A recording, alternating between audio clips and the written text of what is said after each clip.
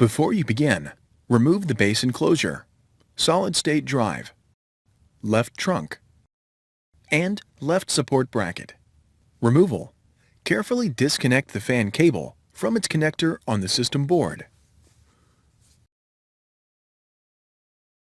Remove the 5mm P1 Phillips head screw that secures the fan to the top cover.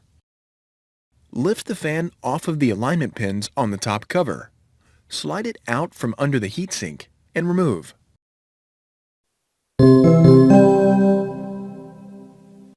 Replacement. Tow the fan under the heatsink and lower it onto the alignment pins on the top cover.